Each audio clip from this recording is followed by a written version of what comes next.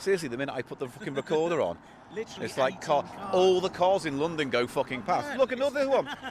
This is a quiet street. A couple of seconds. There's another one. It's really busy all of a Oh, sudden. what's all this? Seriously, it was like we were sitting here doing nothing for ages. Okay. We got it. Right, we're good.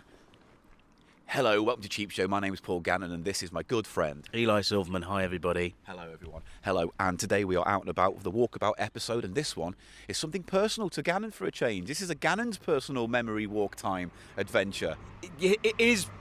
Oh, there goes a train. There's a train.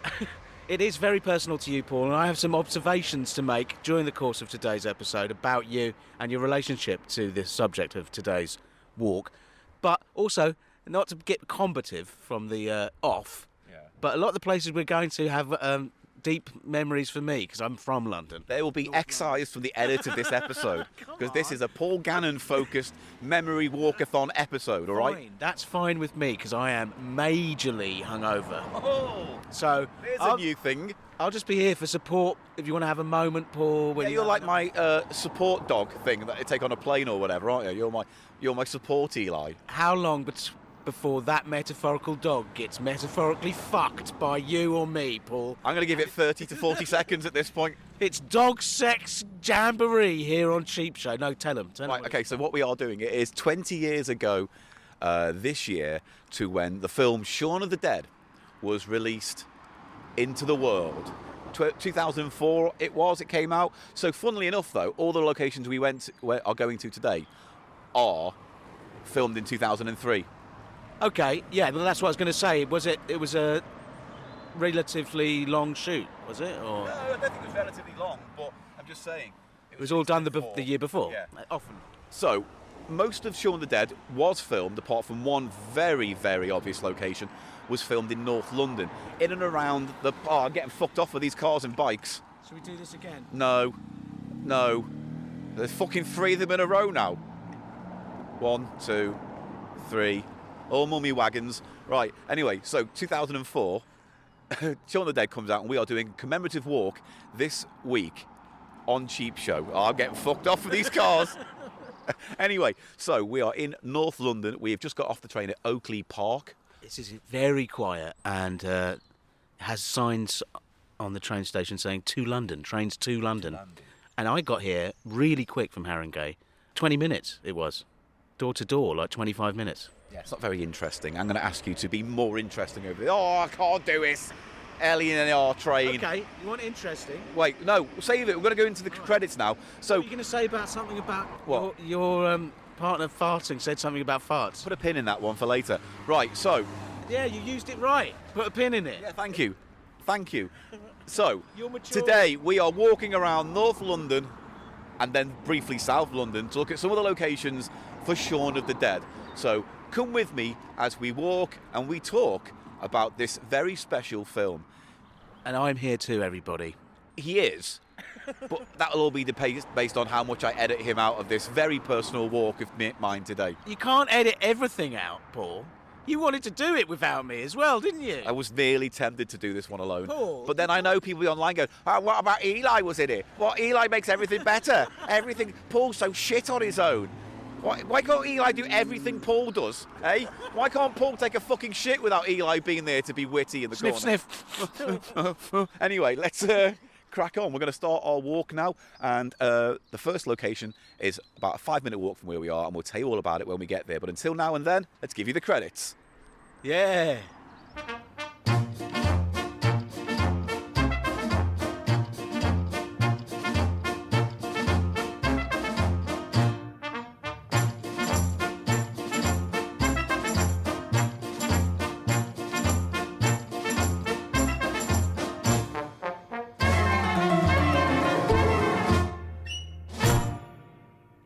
Well, we've begun our walk, and no sooner did we walk a few yards away from the train station, but we found a swing on a tree. Hello, Paul. I'm using the swing now.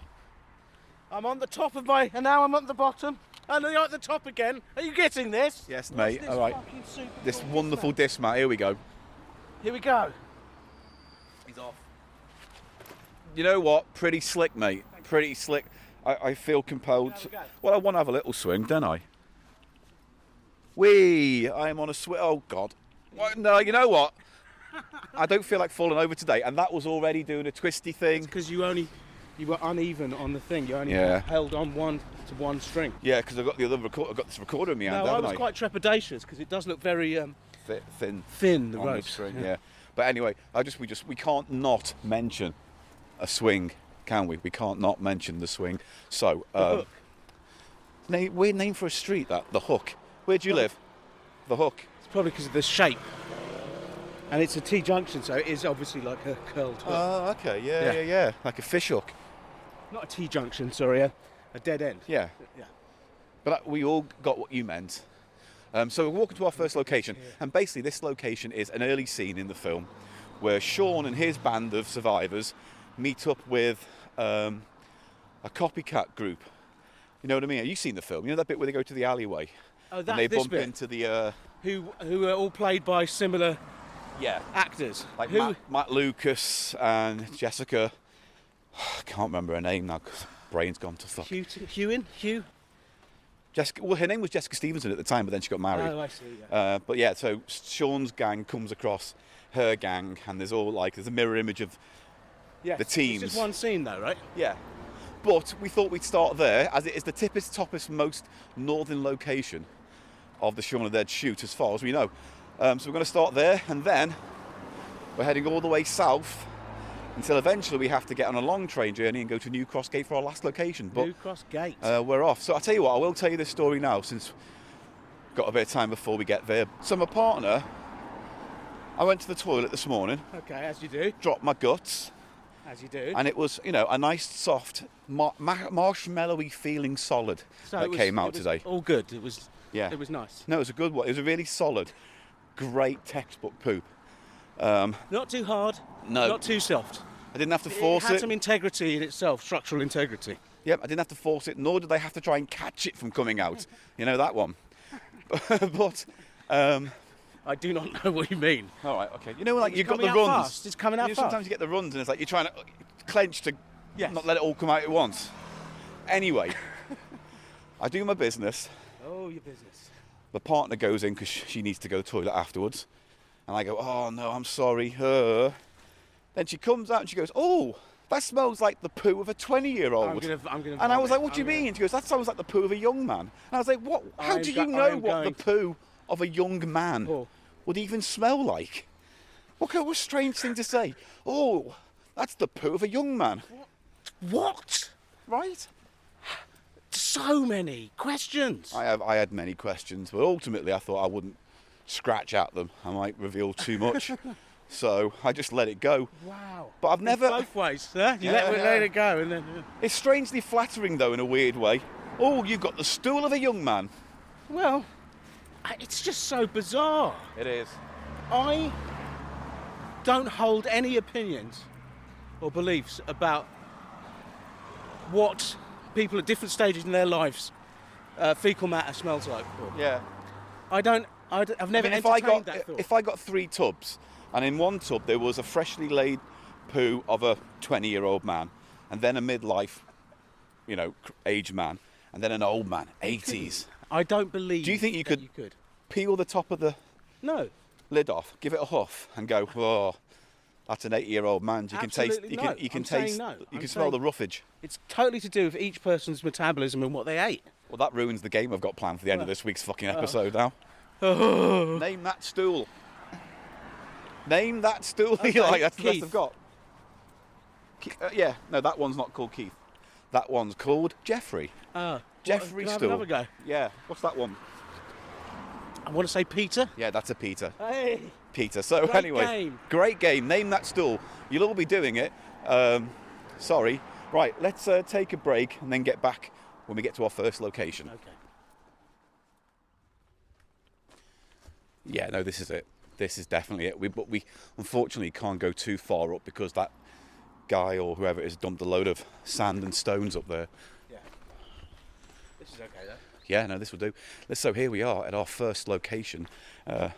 This is, like, as we just mentioned, the scene where Shaun meets up with his opposite numbered group, and they have a little conversation about their adventures. But it's this back alley, and weirdly enough, this back alley is between... What did we say it was between? Monks Road. Monks Avenue and Longmore Avenue. And we're in High Barnet, and all Yes, that... because that bit that we couldn't access from when we were just in Monks Avenue. Yeah. We couldn't access, so that joins it, doesn't it? So it does. Yeah, it goes all the way up. up. The right one. But this is as far as we can go, unfortunately. And I think, you look at these these garages, and they're the same ones. Cupboards, I know. Shut up. But look. Yeah, no. We just watched the clip from Shaun the Dead to make sure this is the right one. And I recognise there's a corrugated sort of roof there. Yeah. Oh, look, there's some lovely paint peeling on this.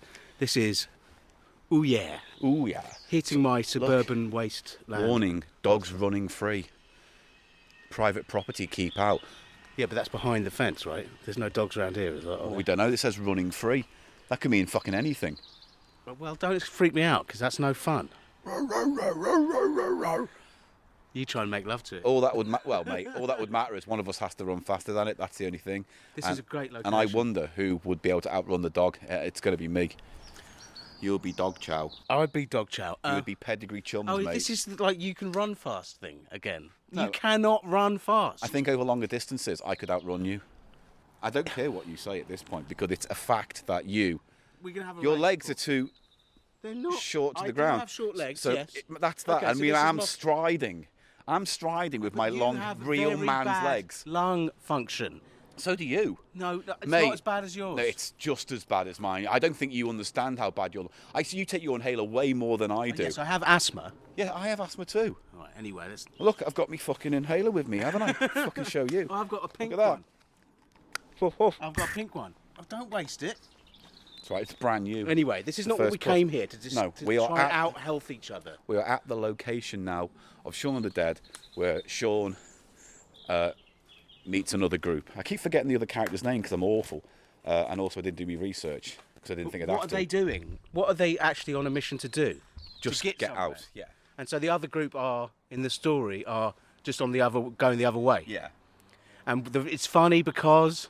Well, because Shaun's group is the same as the other group. They've got the same characters in the group, but different actors. Yeah. Almost to suggest there's another story going on while Shaun's story's being told. There's another story. And it does... A parallel story. And it does tie up at the end, because she turns up back at the end, Jessica Stevenson's character, at the pub and goes, come with me if you want to live, kind of thing. I and see. rescue them. So you kind of get the impression that she's had her own losses and adventures. But this is the alleyway where they meet. And this is where they're heading from East Finchley to the Winchester pub. But that Winchester pub is not... It's south of the river. Paul, answer me this. I have seen the film, but Yeah. it was a long time ago. In the film, in the fiction of the film, Yeah. they are meant to be in North London? Yes, It's set in North London. Yeah. Okay. But for some reason, the best pub they could find was the one in New Cross Gate. Which is where we'll end today's where we're journey. Yeah. So, Paul... Wouldn't it be funny if we met another two podcasters from a podcast and they were doing it and they looked like me That and would you? be so amazing. I mean, we could have done It that would as a freak gag me today. out. It would freak me out. It would. But we'd have to get two other podcasters here. Here's the thing, though. We kind of ruined that gag with the whole thrift pod stuff. We could have done thrift pod gag right Thrift now. Pod, yeah. You know, what was the name we came up with? That doesn't fucking matter. Levi and Levi Saul. and Saul, yeah, we could have Sounds done like that. biblical scholars. Anyway, when did I meet you? How long ago had this been in your life? Well, the film was filmed in 2003, and I met you doing stand-up, like, a few years after that, I guess? 2010 it must have been, or 11. Yeah. I met you. The Laughing Cavaliers. So yeah, this is all pre-Eli, And this you is a just pre-Eli adventure. Just to be clear, Paul, I wasn't here. you were not here. No, This is the first time you've been here. Yeah. It's quite a lovely spot, isn't it? Look at that oak.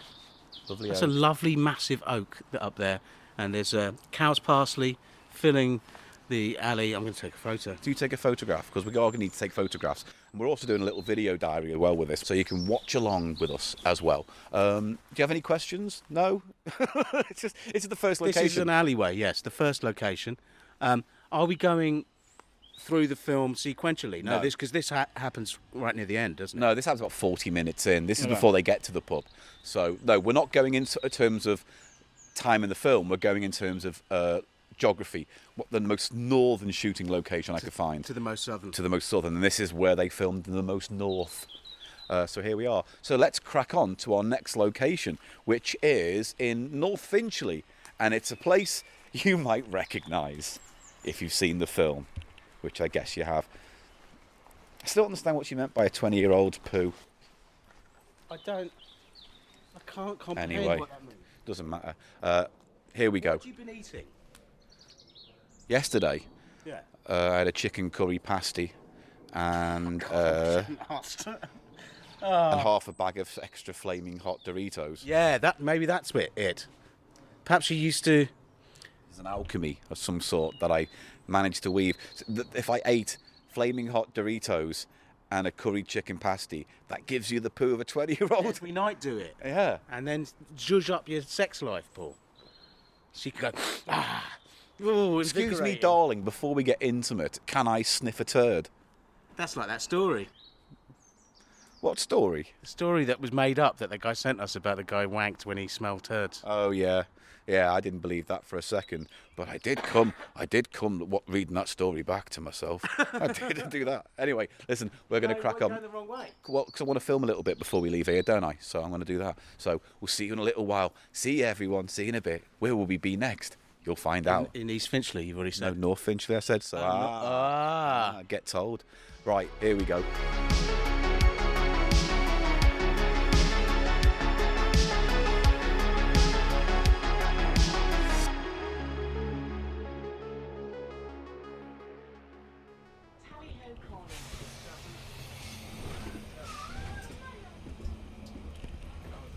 Right, we're on the 263. We're just getting off now in North Finchley for our next location. Oh, Bims. I wonder what Bims sells. Burgers, fries and shakes, Bims. I told you. They're the one that had the tagline, "Get your mouth ready."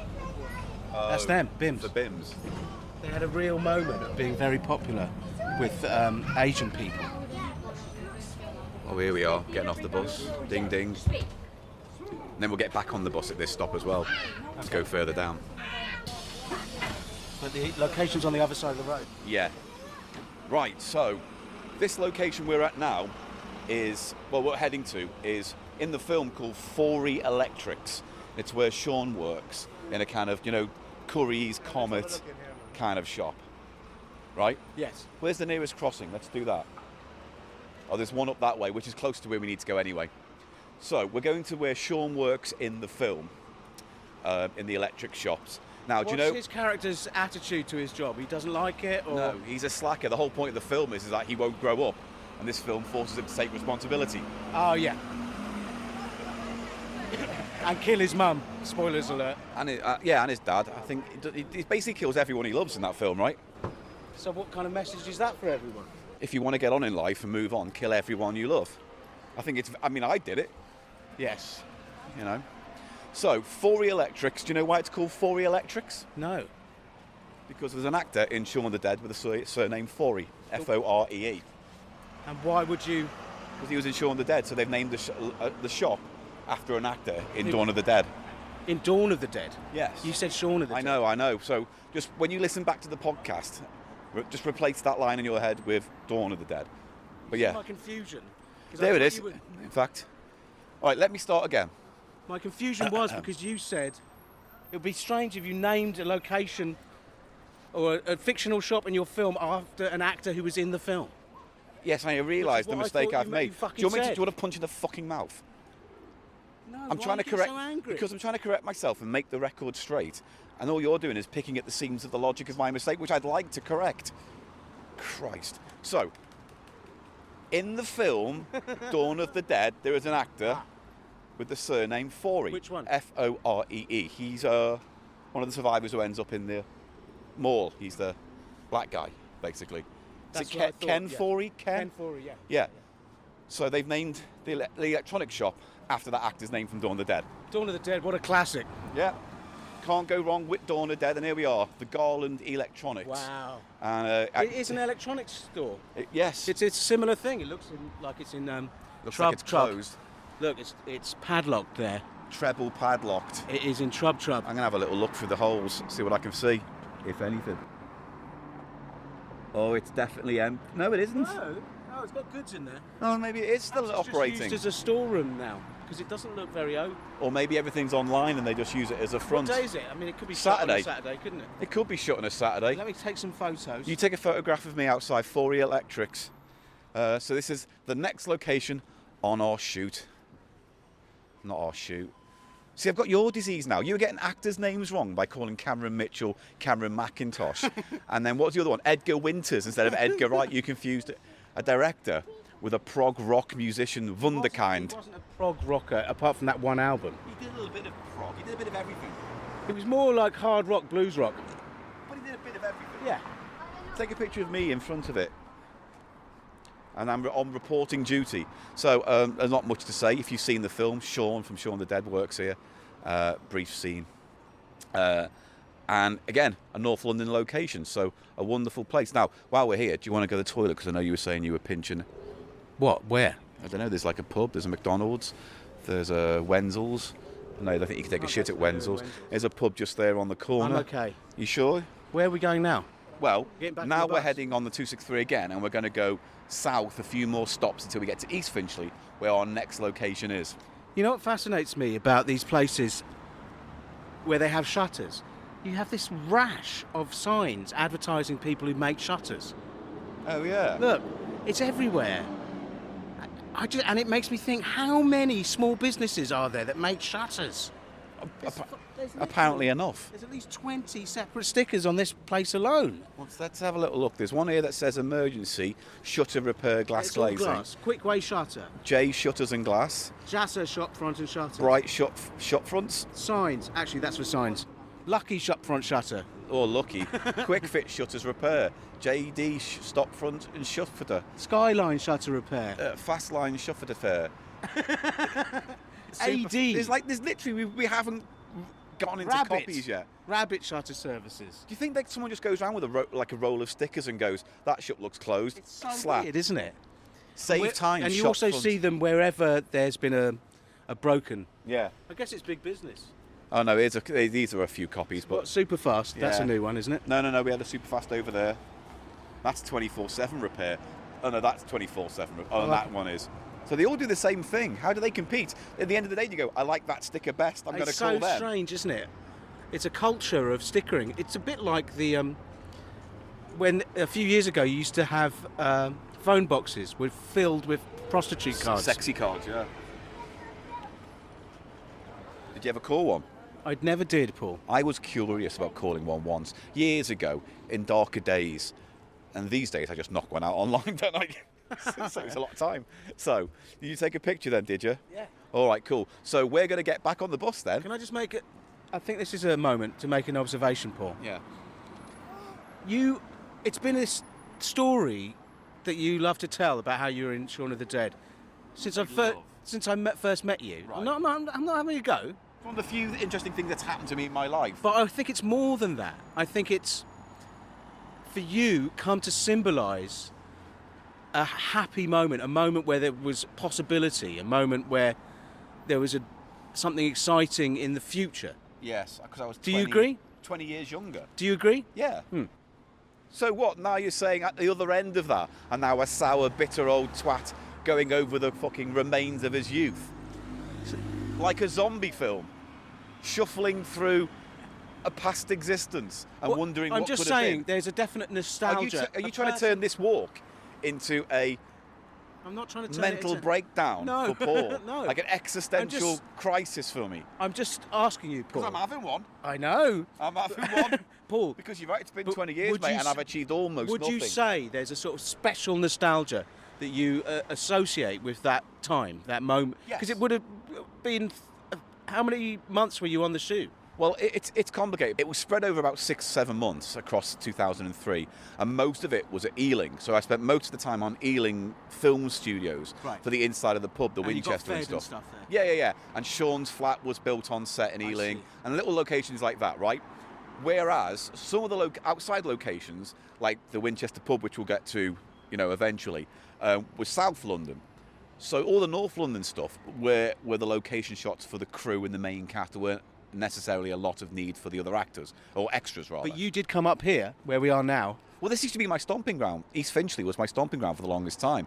So these locations that when I was filming Shaun the Dead, I was living in Shepherd's Bush. Right. So this wasn't local, but when I moved up here, it was like, oh shit, most of this film was shot up this see. end. And also, Simon Pegg, Nick Frost, they were North London people.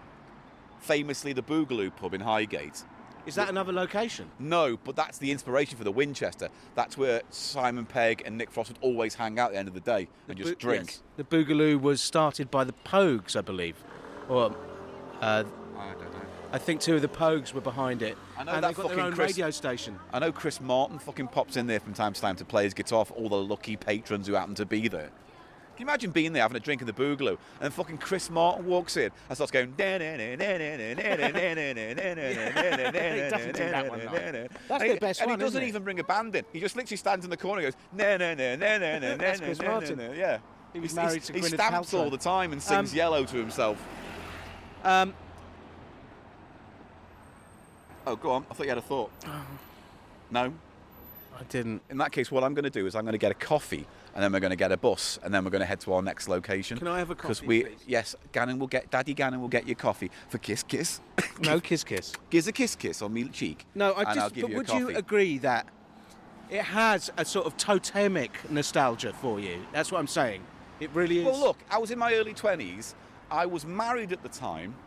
I was flying back and forth to LA, living this weird life where I was like rich in America but poor in London and bouncing back and forth. Oh, right. Doing temp jobs, but because I was almost doing nothing, I had lots and lots of time to be on set for Shaun the Dead. So even though I wasn't a featured extra, I was on set for an aggressively long amount of time because I was always free. So I'd always happily go to Ealing Broadway, go to Ealing Studios, hang out all there on day, be a zombie, play Game Boy with like Edgar Wright's brother. Is it Oscar? Was a big Game Boy fan. So we'd all, me, him, Peter Serafanowicz, one day were sitting in Shaun's living room playing Mario Kart on the Geek GBA link up. Yeah, I saw Serafanowicz in that The Gentleman series. Not very Trying his best, but whoa. It's funny when Why can't Guy Ritchie fucking No, tell we're not when going to talk someone's about an that. actor? What I want to know is, Peter Serafanowicz is a Scouse man. And why is it when I see him play as Scousers, he's like the worst Scouse accented man I've ever heard? I was wondering about that. So he is from that part He's of the from world. Liverpool, yeah, he's from the But he's celebrated for his voice, Yeah. his acting, his mimicry, and It's just his accent. worst one is for some reason Scouse, so who knows why that I is. remembered what I was going to say before, by the way, Paul. I will never. I don't like Coldplay. I don't like their music, but I will never forgive them. They invited James Corden onto stage to sing. Yeah. Nothing Compares to You. They invited James Corden when they were doing. I would have got the whole crowd You know what I mean? of Everyone 10,000 involved. people to shout, "We want our money back! We want our money back!" There's 'Cause footage of it. That's There's a rip-off. footage of it. It really is the most toe-curlingly cringy performance. Right, well, we've He's got- really going for it, Well, you know. all right, James well, Corden yes, singing Nothing James Compares to You. Corden is an arse-spoil on the face of pop culture, and we're They're going to move doing on. another Gavin and Stacey, aren't they? Yeah, right. Can we end this segment? I don't want to talk about James Corden on this fucking podcast. All right, We're off to coffee. location number 3 after a coffee, What- and a quick bus stop. Again, what's it called? This is- Fouray's Electricians. In the film, yeah, but it's Garland Foray. Electronics in real life, and you can go to garlandelectronics.com if you want to see if they're open or Got exist. all the brands there. Baumatic, Yeah. Simons, Spurf, Noff, Bush, Electrolux, Jabomniks, Jabomnics. Jabomniks, yeah, they make coffee machines and grinders. They're a Dutch company. Did you hear the techno version? The Yes. Dutch DJs. Yes. There's a chap on Instagram called Beanie, and he's done a happy hardcore Dutch DJ thing. It's not happy hardcore. He's done a mix of it. He has done. He's done a few, and one of them's happy hardcore. He sent me the links, mate, because I get told stuff. Well, you're not going to. I'm not going to tell you, Why? because I don't like you very much. Right, let's crack You on, and do. let's crack on to our next Love me. location. You love me, mate.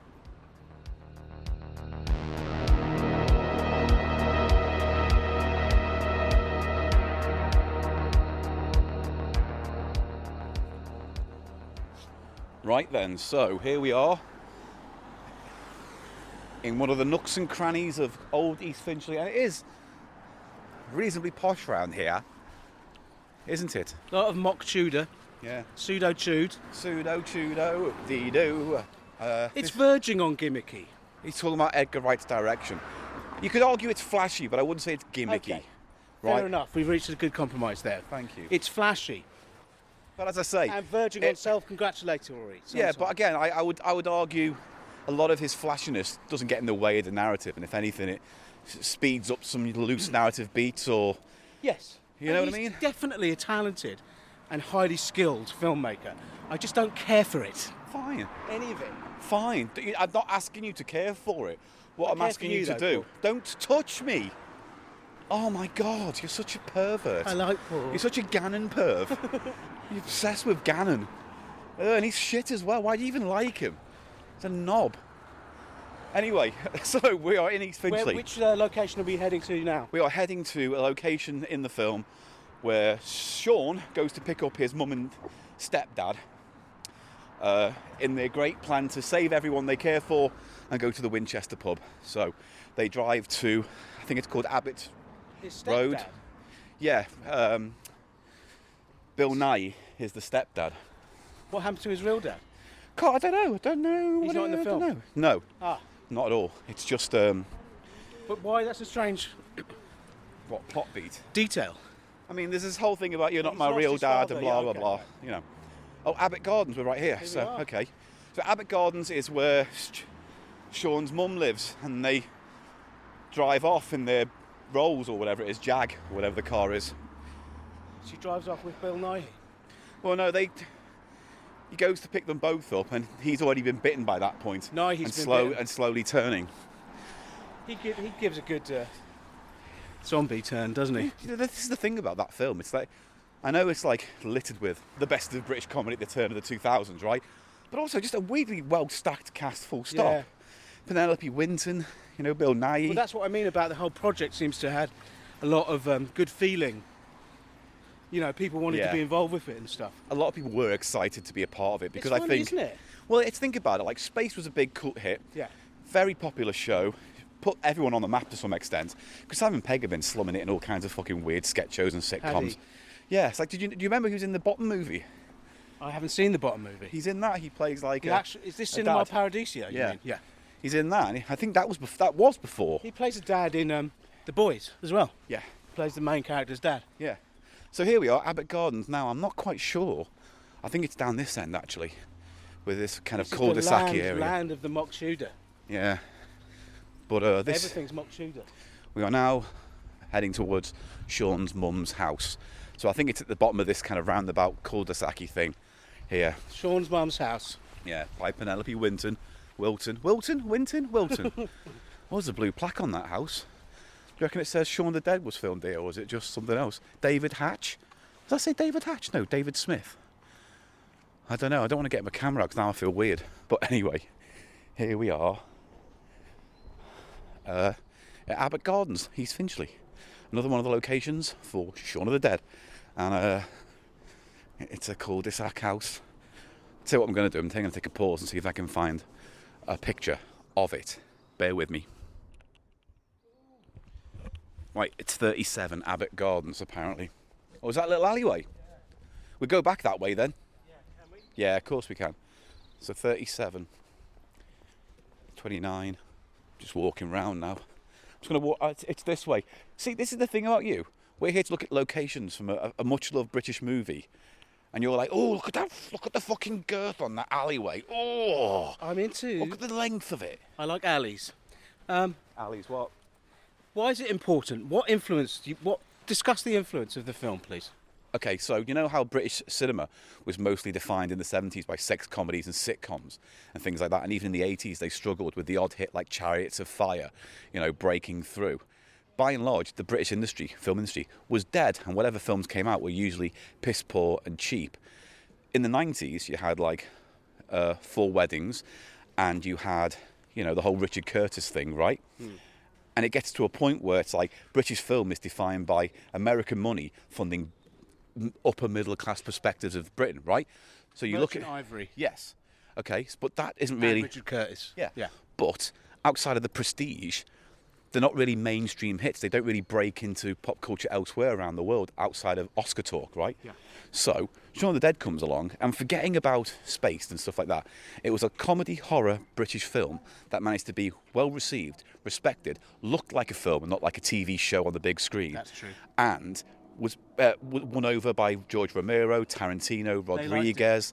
All those big Hollywood directors were saying, let's bring this over to America and big it up as much as possible. And so as a result, it kind of made people go, oh yeah, British films don't have to look like shit or look like Merchant Ivory movies. They can be pop culture, they can be modern, they can compete with Hollywood. Visually, grammatically, with the Hollywood language. And that's what he did. He basically took Hollywood grammar and applied it to British sitcom sensibilities or British character. Well, that's very much what he did with the second of the trilogy. Hot Fuzz is which is like an American cop.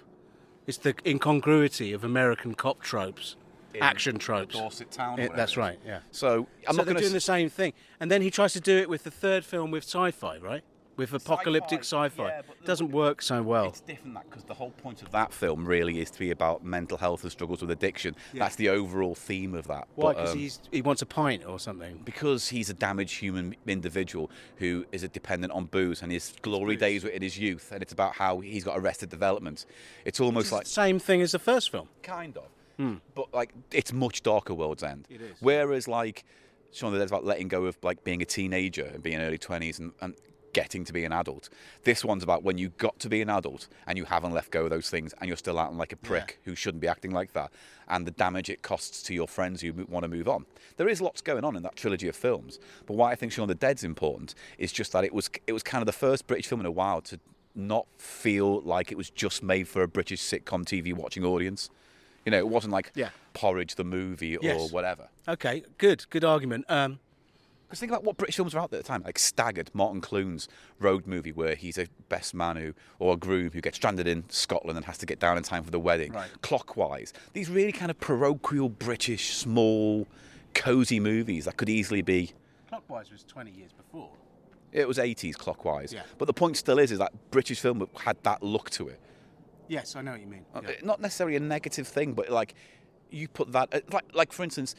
You know, you look at like the 70s British movie output, Confessions of a Taxi Driver or Window Cleaner or No Sex We're British and all these things. Meanwhile, you go, what's America making at the exact same time? Oh, a Taxi Driver, you know, Badlands, whatever. Yeah, huge, and it's embarrassing. Yeah. It's embarrassing, but that is, you know, widely considered the best Hollywood has ever been, that period. True, but then... Because Britain had been like gutted in terms of finances and all those kind of things, you know, the only things propping up the British film industry was American money, because Star Wars and Indiana Jones and all those kind of films came over here to film. Was Alien filmed in the UK? I believe Elstree as well, yeah. So you know what I'm saying? Where is the British film industry at now? It's probably better than it was, but like... What? I'm trying to think of a big Brit-com. I can't think. That has come out recently. I don't know. Maybe we should make one. Oh, I know. Ashens and the Polybius heist. Yeah, I heard there's some really amazing actors in that. Yeah. I heard quite differently. Anyway, so we're going to head back now because I can confirm that we're going to be speaking to someone who was involved in the film. Paul Putner will be joining us when we get to Archway on this talk. He is fast becoming our go-to surprise guest. I know. I feel sorry for him. It's like you should get him a jacket. Like, you know, if you're on Saturday Night Live 5 times, you get a jacket. I feel like we should get him a jacket to say you're a 5-time cheat. You know what I mean? Yeah.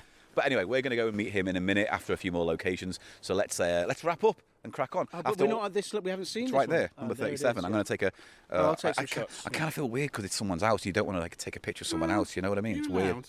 You know, you are allowed. I get maybe, but yeah. But anyway, so here's where we are, and we're going to move on to East Finchley now. Another one we can tick off the list. Here we go. Shaun's mum's house. Not much more to say really after that. There we go. Nice picture. Right, see you in a bit.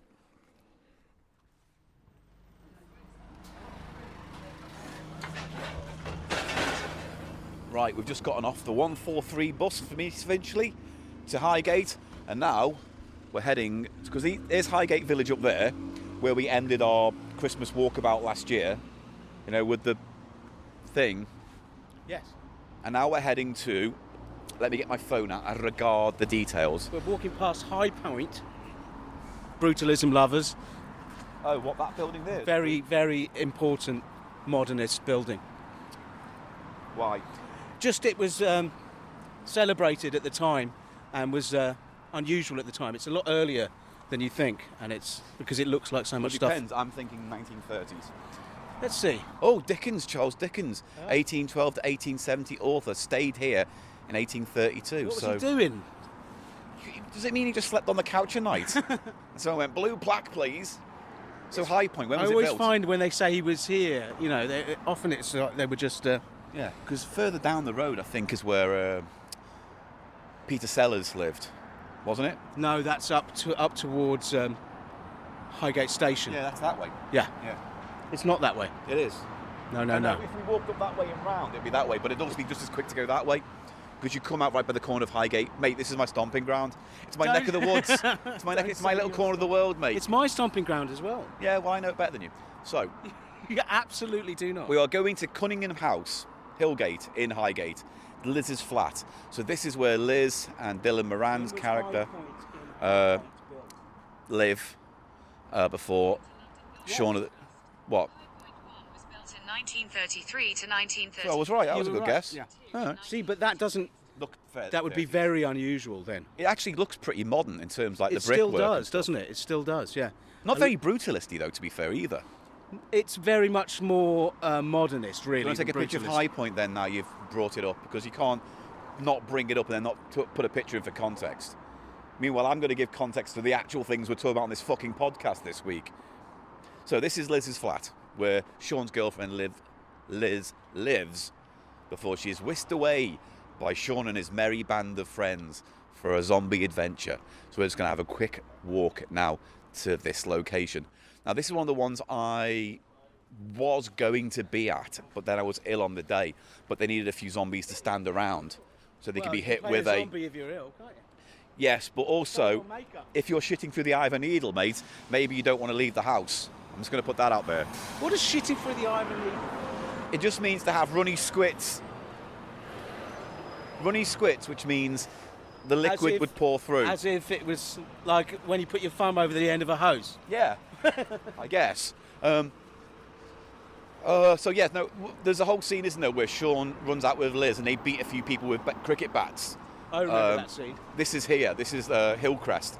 I was going to be one of those zombies that day. Was ill, but a few of my friends who lived in East Finchley at the time, Came down and did it. like Gail and Richard. But I don't know at if the you remember time, them. you didn't live. No, I didn't. Was it through that you found the house where you lived in East Yeah, Finchley? because Was I got to through know. this? It's weird. My circle of friends at that time was weirdly kind of what's the word I'm looking at? They all gravitated, like random friends I had from different parts of my life, all seemed to gravitate to East Finchley in the early 2000s. Right. Because my university friends met up with people who were on the set of Shaun the Dead, who met friends on Shaun the Dead, who ended up living in East Finchley. I ended up living in East Finchley because I met those people. You know what I mean? I met those people on the set, and then when I got to become friends with them, we ended up moving up here. So, here's where we are. I can't This remember. is a lovely I think it's the one farthest down the end. modernist estate, Hillcrest, isn't it? I don't know too much about what this kind of building design is. This is sort of Art Deco, isn't it? Almost. They're almost like tenement housing, aren't they? Yes, but it's very much early 20th century. Yeah. Probably built before High Point, I would have thought, but I think it's these flats here, this one at the end, with Liz's flat. Now. It is. correct me if I'm wrong, but Peter Sellers' house is that way now, looking this, because that's the Highgate Station is there. Yeah, Yeah. that way-ish. My 11 o'clock from where I'm standing. Now, I'm going Tell to me look at which this. house it is, and I'm which looking it block up is. now, because there's... Hang on. Shaun.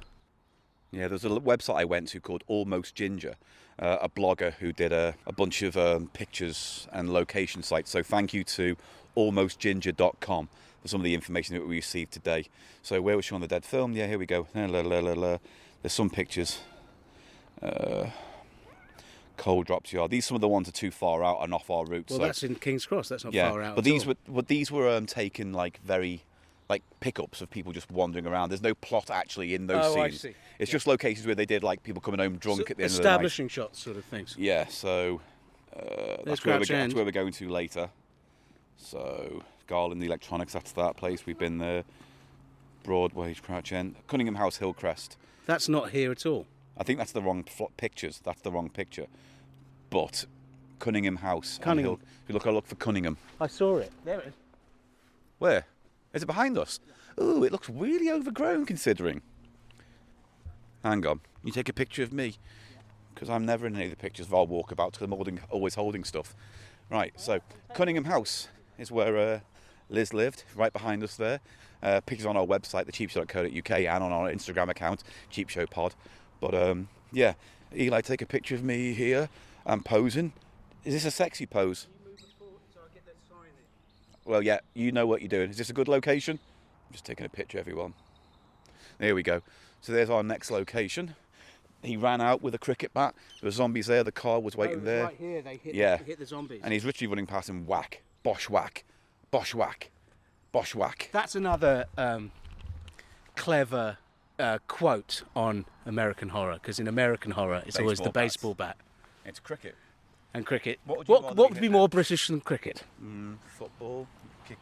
But then how would you use a football in zombie apocalypse combat? I think they'd cause similar injuries. There was a friend of mine. There was an actor I used to work with who was always in the sitcom trials. Do you remember the sitcom trials? Yes. A live comedy night where people could test their sitcoms out. I do. I never. I think the guy was called Nick. He was a tall guy. That's where. He's the zombie who bites Penelope Winton because she goes, "Oh, I've just had a little scratch or whatever." I And think then it they turns should. out she got bit by him. Like, for instance, I was meant to have a death scene in Shaun the Dead, because they wanted me to be the pizza delivery zombie for a bit when the other guy just didn't turn up to the shooting days. And he said, "You're about the same size. The guy Put this just didn't helmet show. on." Yeah. So it's like, "You're about the same size. Can you be the pizza delivery zombie?" I was like, "Yeah." And there was a scene where they get the Winchester rifle off the bar, shove it in the visor and pull the trigger, and the whole head explodes under the bike helmet, right? And that would have been you. And I was meant to go in for a casting for my head, for them to do the whole thing and then blow my head Oh, up. that would have And been I was cool. so excited, but they basically said they ran out of time and money, and rather than do it shit, just cut it. So they did. Yeah. So Not that's a casting for your head. Not like they were going to cast your head in the film. Yeah. Like they were actually making a mould. Hi, I want to play the role of Paul's head in this film. Yeah. What's your name? Paul Gannon. You'll be good for You're Paul's not. head. You're not. I don't think you're quite right for the role. It's like when Ernie Hudson was told he wasn't quite right for the role of Winston in the real Ghostbusters Yeah, well, cartoon. that's- the most famous story about that is the Charlie Chaplin lookalike competition Oh that yeah. he entered and came 20th or whatever. What a great thing.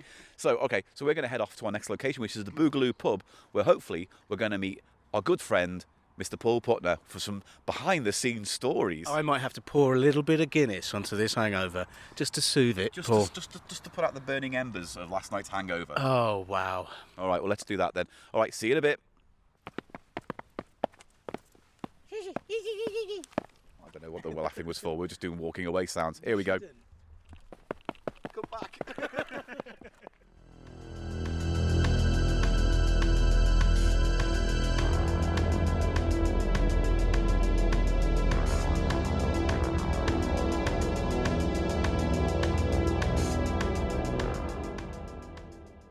Started by members of the Pogues, wasn't it, this pub?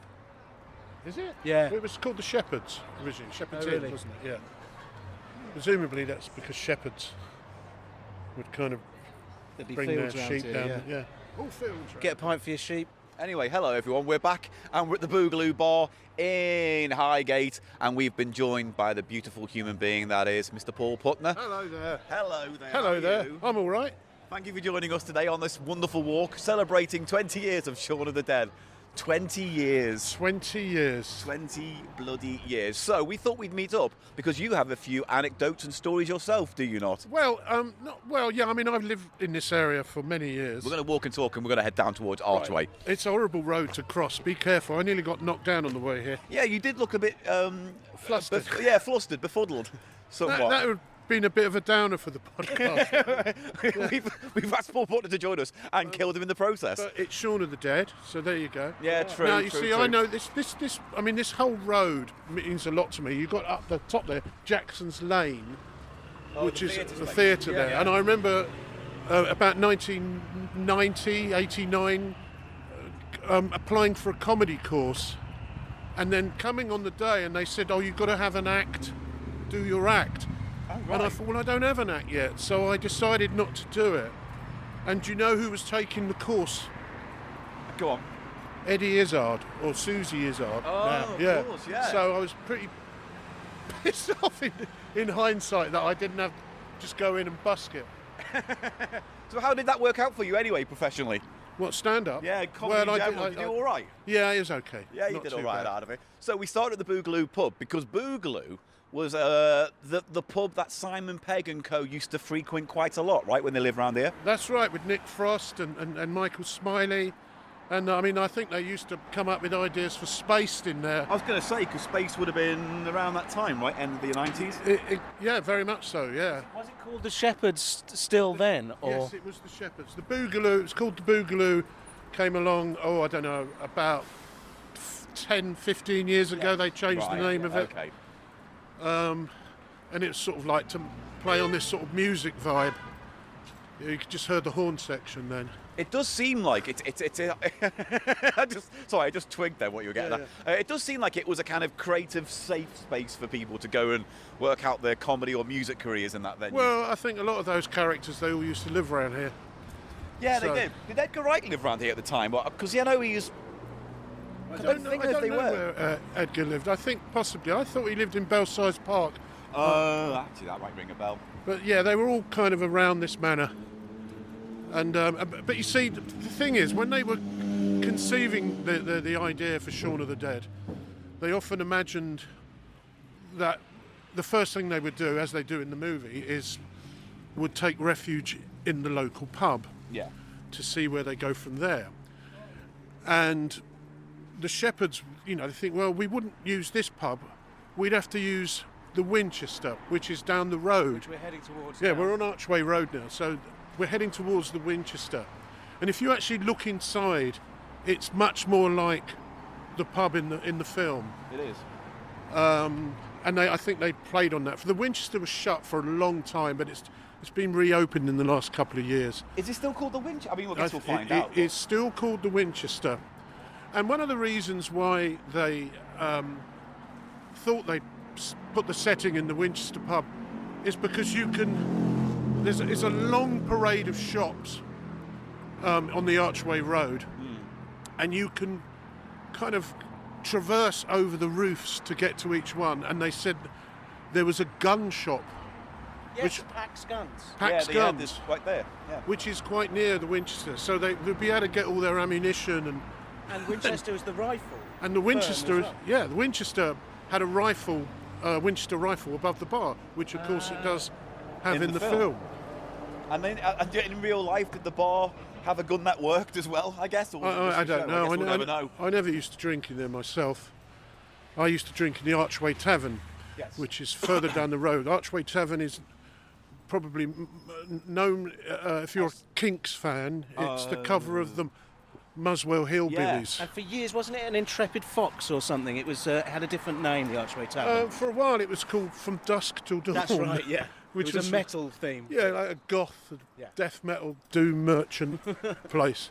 What's that pub up by Muswell Hill that the Kinks allegedly own, or one of them Ray Davis owns? The Gatehouse. Yeah, maybe. the Gatehouse. That's it. Yeah. I still see Ray Davis wandering around. What a genius. He once came to a Laughing Cavaliers gig and played my ukulele and played Waterloo Sunset on it, which is nice. Wow, yeah.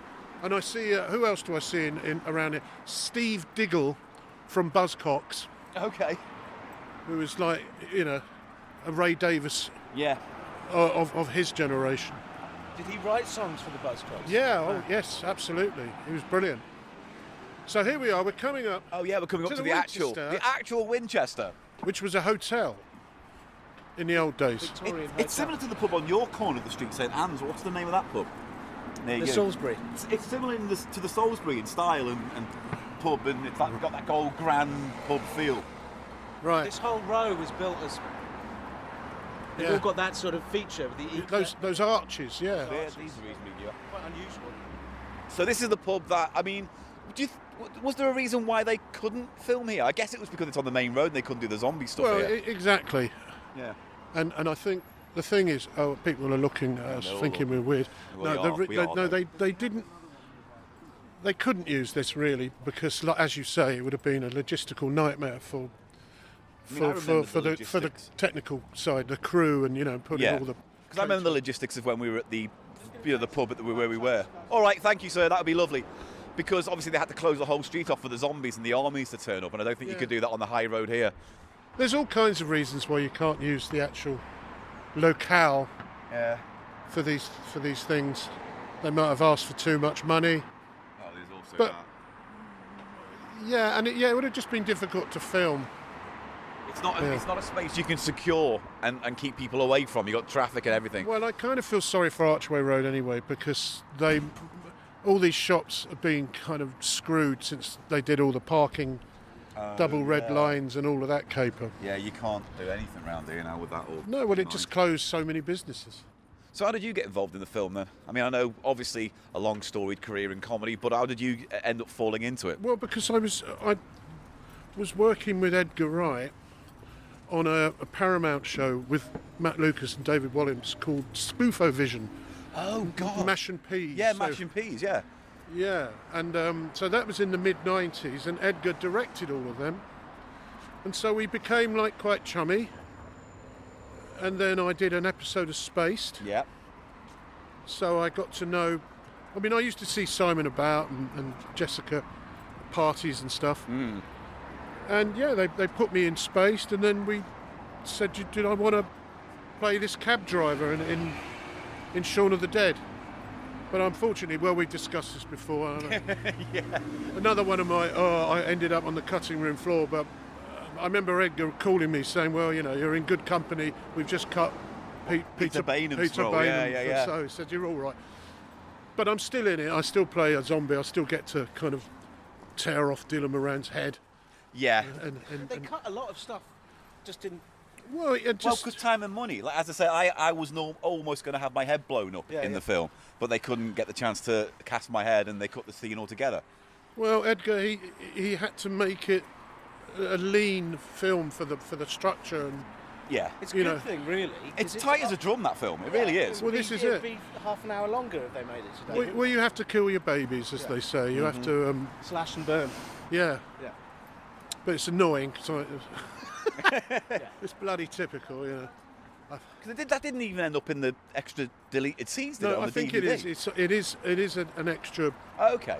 So yeah, I am somehow in there. But yeah, I did play a zombie, and I mean, we did a whole setup where we had to go into overtime for me to have my head blown off, or something happened to me. I can't remember. But you actually see it in the film, and it's so brief, and you think, God, you nearly had a nervous breakdown to film that, And yet, and yet There's barely anything of it. it's barely even in the film.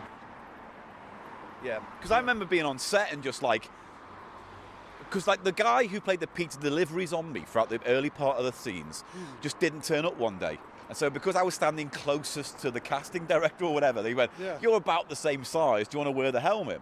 Right. And because I'd nicked the script, I also knew that was going to end with me getting my head blown off Right. with the Winchester rifle. That got cut for time and practicality and all these things.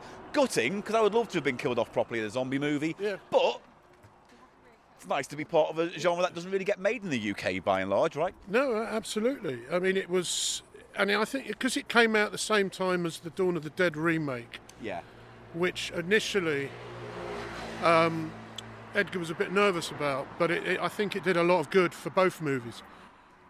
It definitely helped, like, get that film more respect almost, because when you have like Tarantino and stuff saying Yeah. it's good, this film, you should watch it, that helps Yeah. break America, it helps break it, it's good for the British film industry, full stop. And also, I think what would people forget, now we're just completely and utterly oversaturated with zombies. Zombie, yeah.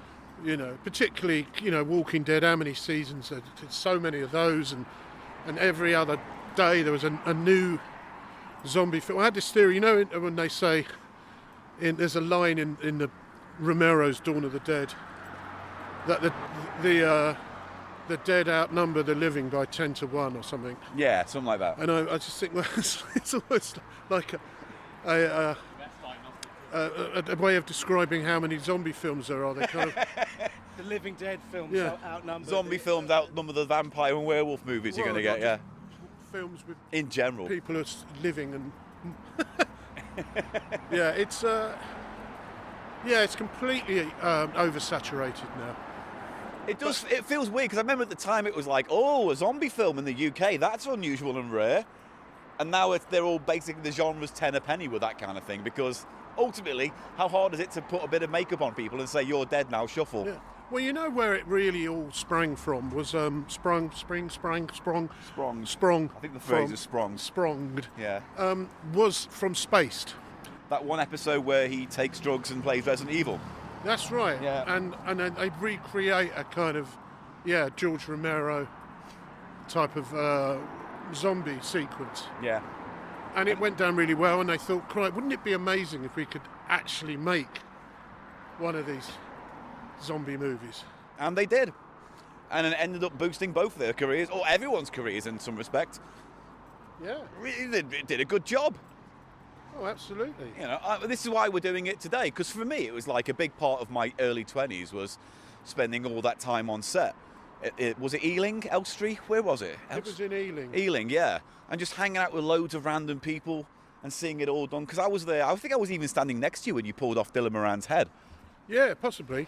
But it's always nice to work at Ealing Studios because it has such a, that history, amazing legacy of, and you think, oh, I'm tearing off Dylan Moran's head where Alec Guinness stood, making the Lavender Hill mob or whatever. Yeah. I remember on the last day of filming, it was they reshot the stuff where the army turned up to kill everyone, and everyone got gift bags on the last day of the set. I wasn't, because I was just a lowly extra.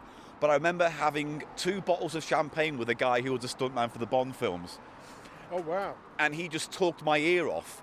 And he was the guy who went, well, no one's drinking this stuff. You have a bottle, I'll have a bottle. Let's sit down and chat. And that was when I got the most legless I've ever been during the day, and had to get home from there to Shepherd's Bush very, very drunk. Not much of an anecdote, but it was fun to hang out with a stuntman and hear all the stories about Pierce Brosnan and whatnot. There's the uninterrupted view of St Paul's. There we go. I know, not Shaun of the Dead related, I know. But No, but a nice shot of the Shard from here. you've got a good view of the Shard, and look at St Paul's. It's magnificent there. You can see the whole dome. I think some of the best views in London are from this side of the, Muswell Hill, this area, Highgate. It's lovely around here.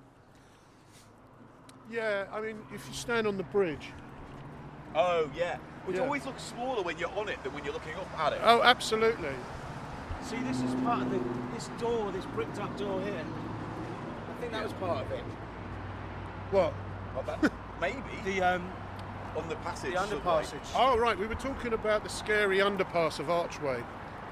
And there's a doorway which is bricked up, which Eli just pointed out. But Hides a multitude of sins and horror stories, I'm sure. Well, the horrible thing is, I just remember you go down into that horrible subway and you just hear a tin can being kicked or glass smashing. You just... The sound of a future mugging. You just think, oh, yeah. It wasn't great. Was there much of a point of it, though, considering... Well, it's because it's so road. It's like a motorway running through, a city, isn't it? This dual carriageway here. Yeah. So it was to avoid, Well, I think also it became a little bit of a cardboard city. Right. Yeah. Under there, and so they thought, well, let's just seal it all off. Now there's the Charlotte Despard. There's a pub I was desperate to go to the toilet, and it was packed. So normally I go to the bar and I say, oh, can I be really cheeky and use your toilet? And then they go, yeah, go on. Because it's horrible when you say you walk in and walk out and they go, oi. Yeah. But it was crowded and I thought, well, he's not going to. I just went in there and this guy followed me out, the barman, said, what you did then was not cool. He says, you didn't buy a drink, you just come in, you swan in, pleased as punch, and use my toilet. I said, well, hang on, because it's living near a hospital. Ambulance break. Yeah. You come in here. He said, it's not cool to do that. I said, well, I'm sorry, I was desperate. And do you know, actually, it is against the law for you not to allow me to use your toilet and get me a glass of water. And I could buy this pint of beer with postage stamps if I wanted. You went full Karen then? Yeah. No, yeah, so I never went in there again, but it's closed I think down the now. owner was the Karen, really. Yeah. Maybe, yeah. Then Is the Magnet a pub then? Is that what's I don't that? know what the Magnet is, but I'm drawn to it. I don't know why. No, it was a pub. It was. Oh, I'm very slow today. Apologies, everyone. Yeah, this stretch is like a sort of wasteland. They don't seem to survive. No, there was a fish and chip shop. Yeah. That's gone now. This, Paul, this is where gone over. the subway came out. Okay. Here. Somewhere. This is all before my time. I only moved to London in That 2001. used to be a boutique or something. You know, this town, it's coming like a ghost town. All the clubs and pubs closed. Which is funny enough, opens up the film of The Shaun of the Dead, so it's all... There you go, we can get There back we to go. Shaun of the Dead. Nah, it's all right, we've played that out now. Because after this, we're going to go to Shaun's flat. Cartoon called Shaun of the Dead. Shaun of the Sheep. Shaun the Sheep. It's a very different Aardman animation-y kind of thing. But it did have zombie sheep in it, right? I don't know. I'm not aware of the Shaun world. What's it called? Black Sheep or something, which is There's a horror film called yeah, Black Sheep. yeah, They yeah. are zombie sheep, Yeah. aren't they? Yeah. That's right. It's pretty good, actually. It's well worth watching. I nearly walked into a tree, which in itself would have been amusing. Do you know, I'm talking about too many zombie films. There's one I watched recently called Flight of the Living Dead. And it's really good. It's Really? basically snakes on a plane but with dead, with zombies. living dead. Really enjoyed that one. There are some good ones out there. Wasting Away is another good one. What was that one with Billy Connolly in Fido? Fido's I remember very that good. being pretty good. I didn't realise that was Billy Connolly until halfway through the film Oh, wow. because he didn't have the long hair And he wasn't going, oh, and no beard. Yeah, he was really good in it. He's a Jobby. great actor, Billy Connolly. This isn't in use, this part of the hospital, is it? No, I always think that John Merrick's in one of these little... It's got a real Yeah, vibe. up in that tower. Yeah. It's got a proper Elephant Man vibe. Yeah. Was it a mental hospital? Am I imagining that? I thought I remember someone I telling thought me it was a college, wasn't it? Oh. It's a college. It's not a It's a hospital. magnificent building. Yeah. I've just Very gothic in some Yes. respects. It's neo-Gothic, quite literally. Yeah. It would be. No, there used to be a cinema on the end here. It's been a It's been squat. empty forever. Yeah, it's been a squat for years. They were going to redevelop it and turn it back into a theatre. But that, you read about, well, I actually went to the council meeting about it and it was quite exciting. And nothing came of that. You know what they're doing, I think, is they're waiting for it to fall into such disrepair that then they say, all right, we're going to pull it down because it's beyond repair. Seems to be what they're doing with that, which would be a real shame. Yeah, yeah. I nearly moved into Flowers Mews and I was looking for a flat. I'm quite glad I didn't. It's quite noisy around Yeah, I here. can imagine the noise of the big pain Yeah. living on this. Well, because that's a roundabout. nightclub over there. Yes, that was such a cheesy nightclub, wasn't it? Yeah, yeah, yeah. I mean, it still is. Looks We well, went looks from it. when I worked in Hill House, which is that one. Yeah. We Big glass one. Yeah, the call centre, and that's when that TSB was the Lloyd's back in the day, and it was called Chico's or something, the nightclub, wasn't it? Something terrible. Something We glorious. went for Christmas drinks there. We're all learning about each other today. I know. Well, here we are. Now, this dentist, there's a dental surgery here, was Kevin Eldon's dentist. Oh, there you go. And he recommended this dentist to me because I was going all the way to Crawley down in Sussex for my family dentist. This is very interesting. Now, but the thing is, this was really nice. I had a chipped a tooth and I wanted to go and get it filed down. I thought, well, I'm not going to go all the way to fucking Crawley for that. And so Kevin said, well, go along and I'll recommend you, I'll put the word up, Yeah. so you're all right. So I went in, and this dentist did it for free. And I said, well, maybe I should join this, become one of your patients. And he went, no, I'm not going to poach another dentist's patient. What a lovely man. He's Principal's dentist. retired now. Fair enough. Oh, here we are on Archway. We've walked all the way down. All those steps I've All got to have those- on my pedometer. Yeah. My watch has already gone off to reward me on not being a lazy bone-arsed bastard. And now I've got to go back Oh, what, up the hill? up the hill. Well, Oh, I'm not going sorry. to walk to Barnet. Get a bus, can I'm going to get a tube, I think. Fair enough. Well, thank you for joining us on this little stretch of the No, walk. It's an absolute pleasure. We're going to head to Crouch End now. Are you going to do the Shaun walk to the shop? You see, no, because everyone does it, All right. and we're an audio medium. It doesn't quite translate. We could just pretend to do that right now. Right. But no, we will definitely walk to the corner shop and back. Well, because this is an audio thing, Yeah. like I said back in the pub, you could just lie and you could be in bloody the Isle of Wight. I mean, I'm going to the Isle of Wight next Yeah. week. I was going to say, you want to take this with you? We could say, oh, look, there's Simon Pegg and Nick Frost on a charabanc. and they're waving at us. And who Hello, was Mo? guys. All right. Hello, Simon Pegg. Hello.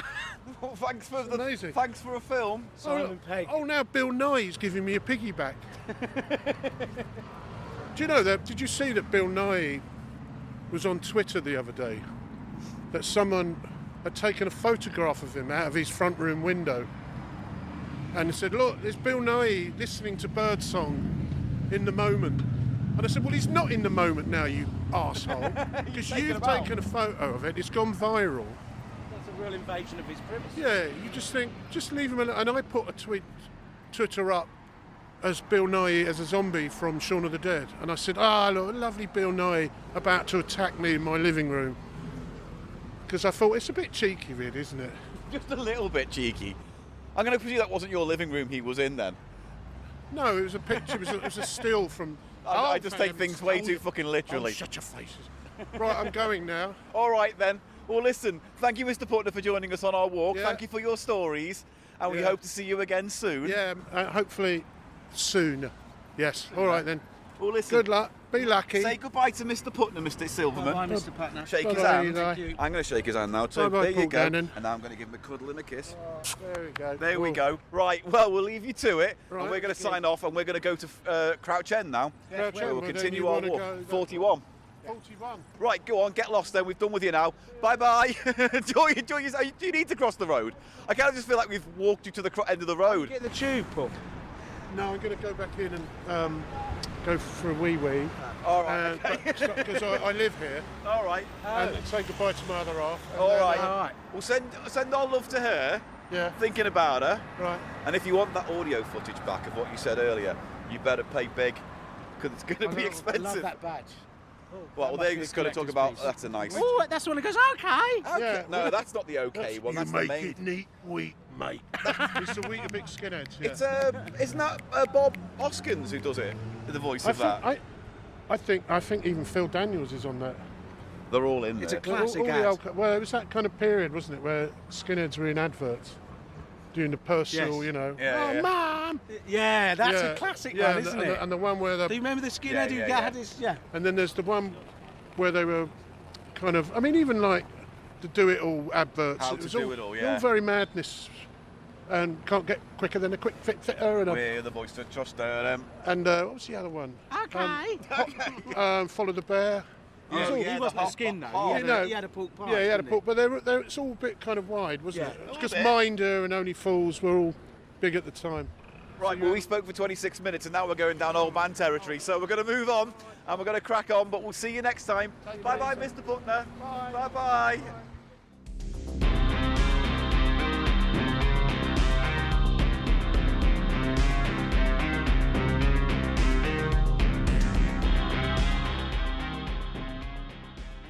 Why is he getting angry about having a... Yeah, exactly. What's your fucking He's issue? like, I'm from around here. I'm like, okay, it's a hail and ride. I'll take my chances. You know what I mean? No.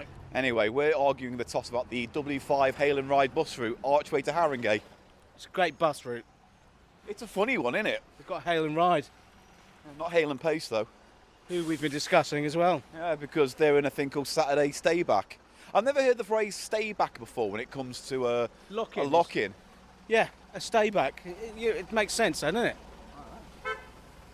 Oh, they're having a chat. Little bus drivers having a chat. It's great. It's Great little route. So here's the Londis, which means that's Shaun's house. Oh, we're here. 83. I think it's 83. Bear with. Double check. So anyway, we're here on Nelson Road. Where are we? Standing right there, and he came up here. No, and because he's- he crosses over. It's all done from one side. Doesn't break the 180 rule, so it has to be this way. Just bring up this image. the 180 rule. It is. It's the 180 rule. 83 Western Park. No, that's when you've got a dialogue scene. That's the 180 rule.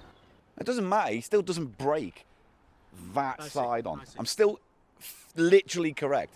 Right. So this is Nelson Road. So it's not that. It's 83 Western Park, Crouch End. This is Yeah, this is it. This is the house. This one here. Is that 83 Western Park? It is. Yes, it is. So here we are. We found it now, and there's the Londis where he goes to for his cornetto. You what? Where are we? 83. Yeah. So we're here. What are they saying? They taking the piss? They asked what happened at that place. They don't know. Everyone keeps talking to us. Mate, that's a fanny magnet, that thing. No, it's not Give a me fanny that, magnet. and I'll go around pretending I'm talking to someone, and No, because and you I'll just get look mad. dates. I'll get dates. No, you won't. You really won't. So look, here we are. We're outside of Shaun's flat. Can you take a picture of me again? I'm going to stand on the other side of the road. And then for our video, we'll do the Shaun walk. The shop to the corner shop and back. So here we are. So obviously the inside of this building, that's where I remember my memories of playing Mario Kart GBA with Oscar Wright. Give me a nice look. Don't look so... Sexy. Yeah, I look sexy. So there's the Londis just there where he gets his cornetto and stuff. Was it a Londis in the film? I don't know. I don't think it was. All I know is that that's the corner shop. Old school. Is it that one on the corner? It's right. It's that one there. It says Londis, literally Yeah. on the fucking the top. That's it. then, let's go Next over to a and place look. called Foundland, which now has spurned my interest. So here we are. Spurned your interest. Spurned my interest. Spurred you. No, spurned my interest. All right, I'll fucking use whatever words I want, you prick. So, Word salad Gannon. so in the film, he comes down here. He walks past. There's a ball. There's a cycle for a pizza delivery boy. Because I think there used to be a pizza place on here, or there was for the film I anyway. love this little row of shops here. Yeah. So there we go. Really cute. This is the corner shop, I believe. The sign of a good laundrette. Forco. I like Old that. school laundry. I kind of like that though. I like that. Off license, mini mart, Poundland, do something where like it's yeah. You found a chair, you make it nice, and I you think sell that's it what here. it is, yeah. That's good though, isn't it? I like that. Foundland. Yeah. I'm gonna look at that online actually, see what they say about it. But What I find interesting about this little terrace is there's 3 almost identical convenience stores just right next to each other. There's one on the end there, West on off license. There's the K&A Mini Mart, and there's the Londis. You know. yeah, it's good, isn't it?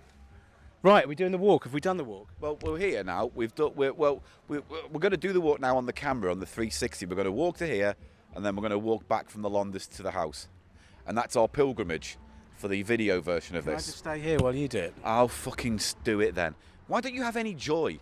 Why don't you have any real joy about anything you do? That's not true. I've never seen you experience real joy. Unfiltered joy where you can't contain yourself. I've seen you do Schadenfreude. I've seen you do like a little kind of snippy little, oh, that's nice. It's like greed. I've seen you do greed. Shut up. I've seen you do need. You know greed, what would give need, me and joy? Schadenfreude. What would give me joy? What? You slap yourself in the face. Oh! What if I wank off here? Would that bring you joy? That would not be. What if I put my leg right up here and I started stroking it? Hey?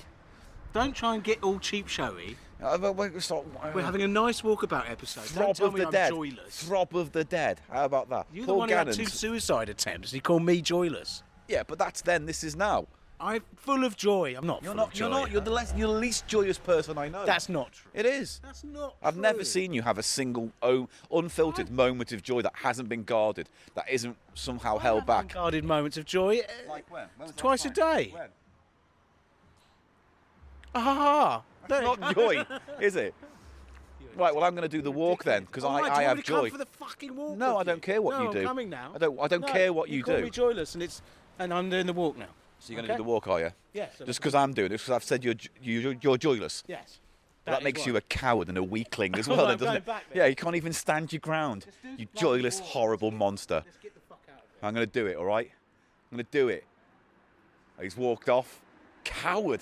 Stumpy coward. I'm fucking done with you. I'm going to do my walk. Right, we'll see you, because after this, we're heading to our final location. And that final location involves quite a bit of a fucking train journey to South London. Because even though most of Shaun the Dead is set in North London, the finale, the pub, is in the south. So I'm just going to say goodbye. Oh, look at him. Wandering around. Shocking. What? There's an old man looking at us, confused at what we're doing. You joining me? You going to join me on this? I am, yeah. All right, good. In that case, if you want to go to our YouTube channel, you'll be able to see me and Eli do Shaun's Walk. Shaun's Walk. Why is it called Shaun's Walk? Because Shaun walks from that place to there and back. But why does it have a name? Because in the film, it's done in one shot. He comes out of the house, he walks along, he's not paying attention to everything in the background. Careful not to break the 180 rule. Yes. He goes to the Londis shop, buys a cornetto and comes back all in one shot, right? Cornetto trilogy. Yeah. It kind of was an accidental term. It wasn't predetermined disposed Is to there be a cornetto in each one. Either way, it's famous because in what they do it twice in the film. Once it's like he's just getting up and he's drunk, hungover, and he's going to get a cornetto and come back, and there's like a kid playing football and a guy on a bike. And then when he does it the second time during the zombie apocalypse, there's a kid there, but he's obviously a zombie. Yeah. There's the zombie thing, So but he doesn't realise. Yeah. But he's tuned out. He doesn't realise it's going on. So that one take back and forth shows how kind of locked into his own. And also thing shows the change that's happened with the apocalypse. Exactly. Yeah. So it's a visual Yeah. thing. But apparently for Eli, that's fucking gimmicky. Apparently Eli doesn't really have a great grasp of cinematic grammar and art. Don't start this. Shit. Basically, if you break the 180 rule, mate. Oh, what's all that about? What's all this? Fuck off. See, joyless. We've discovered you've you're run joyless. out of fucking things to say, so it's attack Eli moment, isn't it? You've spot on. Yeah, exactly. So stop, please. It's It that hurts time my of the feelings. podcast where It hurts my feelings. You so have stop. none. You don't have any This feelings. is what I mean. Joyless people don't have feelings. Right, we're going to see you. Next time I see you, we're going to be south of the river. I did film studies. Yeah, and clown studies. You did it all, mate. And where'd that get you? Here on a street corner with me. I know, All God, right, so God. bear Talk in about mind. joy going. Yeah. Fuck Dead. me. Flushed it. Right, see you in a bit. Get your camera out.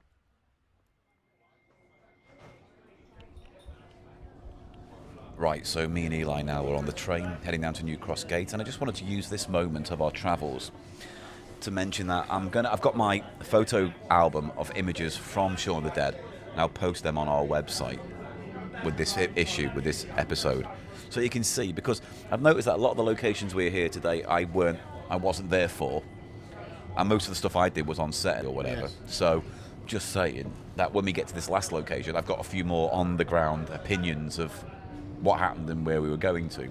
But most of the stuff I was up on set, so the Shaun Flat set, the pub, inside of the pub set. I mean, I got to see them film the famous jukebox Queen Don't Stop Us Now moment. You know, where they beat the landlord to death. Did they play that song then? Yeah, it's brilliant. It's all choreographed, and I was there for that because literally they had to get a dancer in and a stuntman to work together to see how they were going to do everything. So most of my time on set was just on those sound stages. And bits of extra work elsewhere. Like White City, for example, they filmed a few places.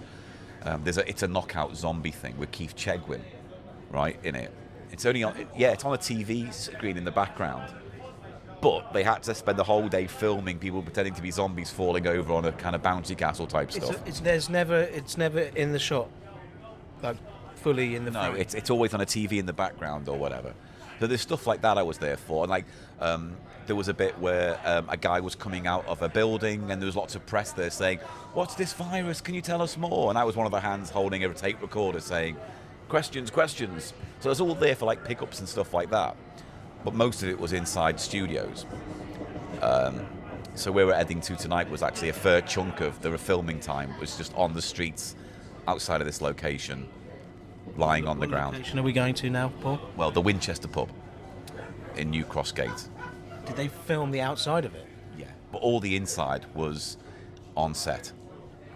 So what's that Winchester in the archway that we just went past? The inspiration for the That's act. just the inspiration. That wasn't an actual location. Well, that's what Paul Putner was saying. He was Yes. saying when they were in the Boogaloo writing it, or when it was called the Shepherds, they were imagining we would go to that Winchester pub because they could walk across the rooftops and go 2 stops to the gun shop that used to be there and buy a gun and come back, right? In order to kill zombies? Yeah. This was But their when they idea. got around to filming it, that location was impossible because how would you close off the whole of that high road, fill it with zombies at the night? You couldn't do it. So, long story short, they filmed it at a pub that was easier to control this area In New of. Cross. And that's what And we're we're going heading to now. And what's the? But it's called the Winchester in the film. Did they put a fake sign up or something? Yeah. I mean, I can't. When we get there, I'll tell you what the pub was called then. But now it's flats. Oh. Now it's not even a pub anymore. So that's a shame. A lot of pubs close, don't they? They do. Banks and pubs are turned into coffee shops and flats. Is what it comes down to. So we're on our way to this last location. I don't mind telling you, mate. I'm flagging. It's been a longer day than I expected. This is the bit where Eli tells everyone now that he was right and he guessed right and blah blah blah. And isn't he perfect? And isn't he always a spotless fucking human being? And they go on. Don't attack me. Please, don't attack me. It hurts my feelings. It hurts my feelings. You're a petty point scorer. I'm not. I wasn't going to say that. Right, go on. I was going to say yes. I'm also knackered. I was hungover to begin with. Prick. Fair play. Fair play. Anyway, we're getting a bit grouchy now because Mummy and Daddy are falling out because of the long journey. But we're heading on the overground. Yeah, I know. No, I don't know why people think I'm a nice guy. No one does. No one does, Paul. No. Hopefully by the end of this podcast, when it finally finishes, my reputation will be in the doldrums. But I like this journey on the tube. I like going past all these weird little nooks and crannies. You're On the tube system. The overland, as you say. Overland, underground, overwandering free. We're heading to West Croydon, Yeah. but we're going to get off at New Cross Gate, No, New Cross Gate. New Cross Gate. which is We're in Whitechapel now. West Croydon is where we started our latest night busing spin-off podcast, available to patrons. Is that where we headed to? God, my brain is Yes. spaghetti. My brain is spaghetti. Am I dying of dementia? No, you just have very poor discipline when it comes to Focus and shit. recall Yeah. and focus. Total recall. Get your ass to So Mars. you're good at like linking things Yeah. in a haphazard way. It's a skill that in no way benefits me or humanity, No, and yet it's all I've got. John Nettles. John Nettles, Wincy Willis, Crackerjack, Bullseye, I win. Coronation Street, Whitechapel, Mornington Crescent. win. Oh, you won. Eli won Mornington Crescent. So how many stops are we away now? I don't know. A load. A load. Anyway, we're on the train and we're heading there. I just thought I'd give you a little bit of a thing. I'm not trying to score a point, Paul, Yeah, but I but- did know it was going to be a long day. When I looked at your route. I knew it was going to be a long day. What I thought was the first chunk of it would be done pretty quickly because it was so close to each other. But, you know, I hope that people enjoy listening to this. well, if they don't, they've probably turned it off by now. And if they have turned it off by now, fuck you. Can we stop this little thing? I'm stopping it now. Self-conscious. Because we're on the train. I'm doing this. Yeah. Fine. Utah Saints. Hi. Why did you say that? Don't know. Don't know why I do anything anymore.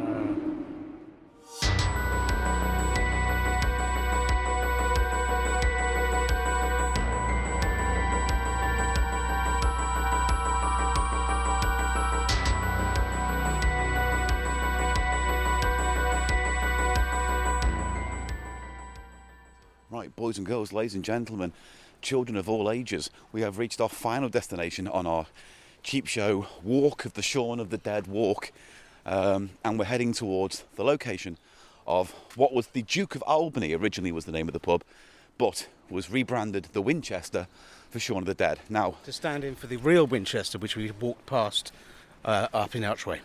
and I can only imagine they picked this because of the location, because it's off the beaten track to some extent. Yeah. You know, it's easier to control these streets. And I can't remember. Much quieter streets, yeah. And I remember when we walked up here as an extra, waiting to, find it. There were signs all around the street saying, we apologise for making a horror film here. You will find bodies and innards and blood everywhere.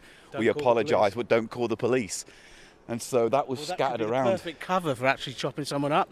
Well, I thought there must have been a horror film where they said that, like, we're making a horror film, but we're really making a snuff or something.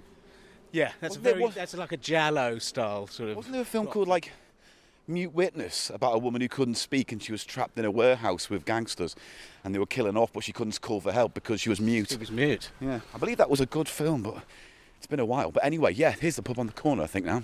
So this whole street was locked off, and there were signs everywhere, but they would leave notes at the neighbours to say, do you want to be a zombie? Do you want to come out into the street at 2 a.m. and won't whatever? pay you. No, I think they have to give everyone a quid.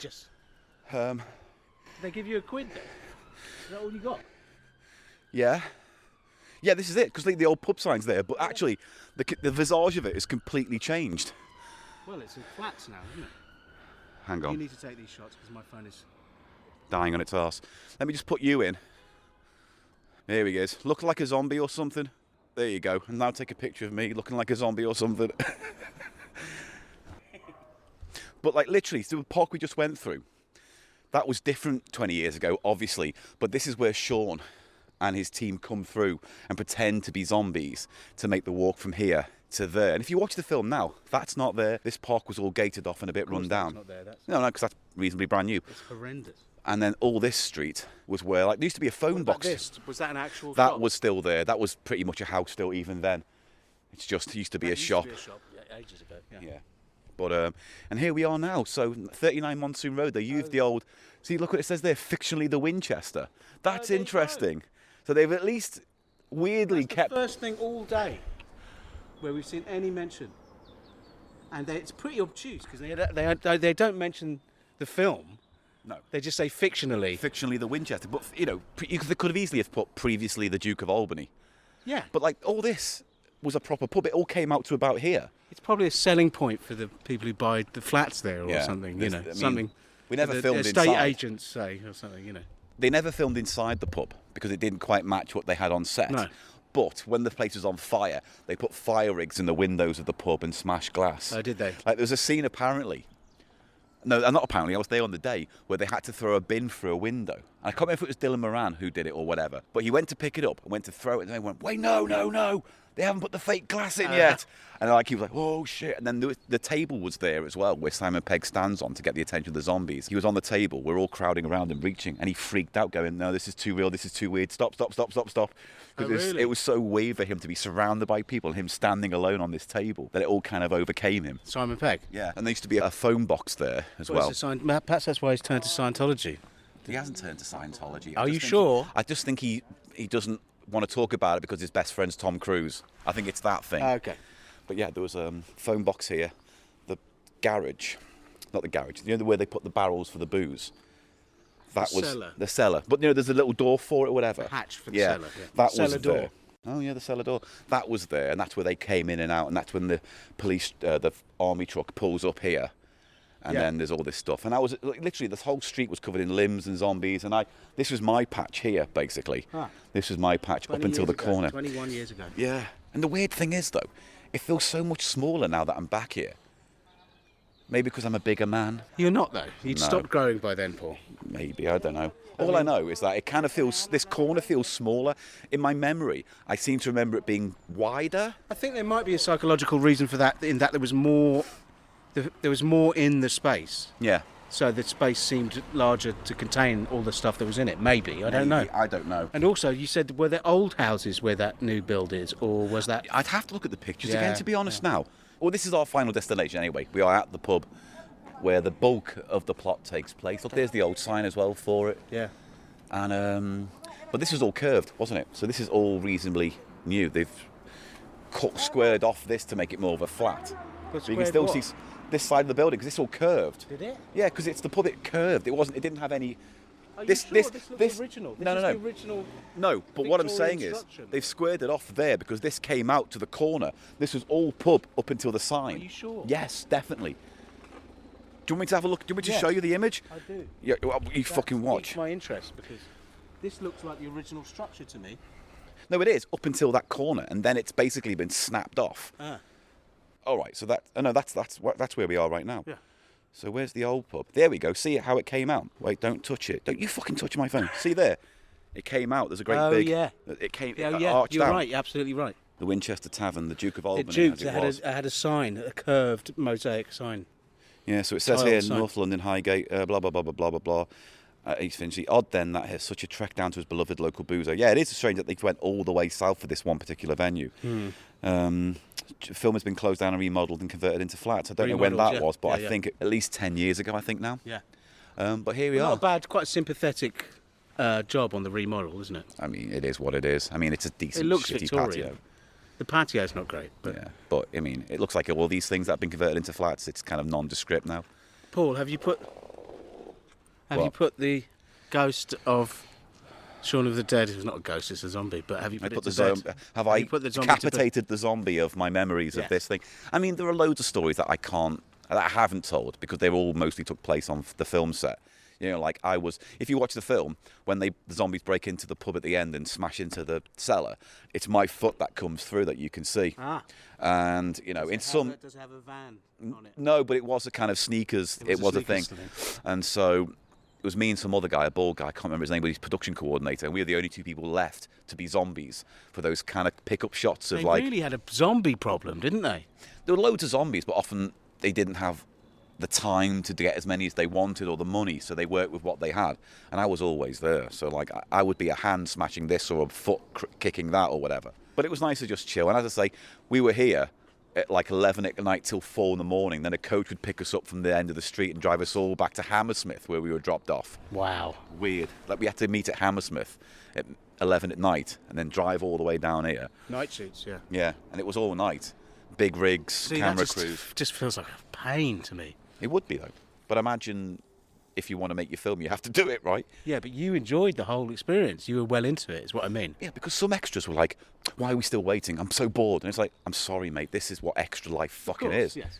Some people got so arsey about it. This food's awful. I won't eat it. Mate, it's a fucking trope. low That's a budget. trope that extras always complain. But it's a trope that I've They're seen with my obsessed own with eyes. the catering. Always obsessed with the catering. One You guy know, was some ki- people do it as a career. They're extras. for One years guy and was years and kicked years. off the set because if I remember rightly, he went up to one of the producers and went, I'm sorry, I'm not waiting around. When am I going to have my shot? Yes. And it's like, this isn't your fucking No, film, no, mate. no. Because I was on Pirates of the Caribbean or something, or I was yeah, in this, they're you always know. that type of person. Sort of petty and moany. Yeah. So, here we are, we're done. This is our... On Mike Lee's Naked. Wow, that going back a while. Yeah. Was that interesting?